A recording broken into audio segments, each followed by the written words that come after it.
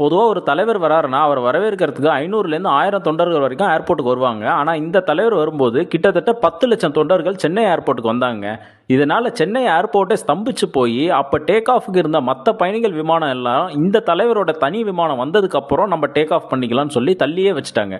அந்த தலைவர் யாரு, இது எந்த வருஷம் நடந்துச்சுன்றதை இந்த வீடியோவில் பார்ப்போம் வாங்க. அந்த தலைவர் வேற யாரும் இல்லைங்க, நம்ம புரட்சி தலைவர் எம்ஜிஆர் தாங்க. இவர் 1985 ட்ரீட்மெண்ட்டுக்காக அமெரிக்காவுக்கு போயிருந்த போது இவர் இனிமேல் திரும்பியே வரமாட்டாரு, இவரோட கதையே முடிஞ்சிருச்சுன்னு சொல்லி இவரோட பிரதான எதிர்கட்சியெல்லாம் பிரச்சாரம் பண்ணிட்டு இருந்த சமயத்தில் இவர் அமெரிக்காவில் இருந்துகிட்டே தமிழ்நாட்டில் நடந்த எலெக்ஷனில் நின்று ஜெயிச்சிருவாருங்க. அதுக்கப்புறம் ட்ரீட்மெண்ட்லாம் முடிச்சுட்டு தனி விமானத்தில் சென்னைக்கு எம்ஜிஆர் வரும்போது தன்னோட தலைவரை மறுபடியும் உயிரோட பார்க்க போகிறன்ற சந்தோஷத்தில் கிட்டத்தட்ட 10 லட்சம் தொண்டர்கள் சென்னை ஏர்போர்ட்டுக்கு வந்துட்டாங்க.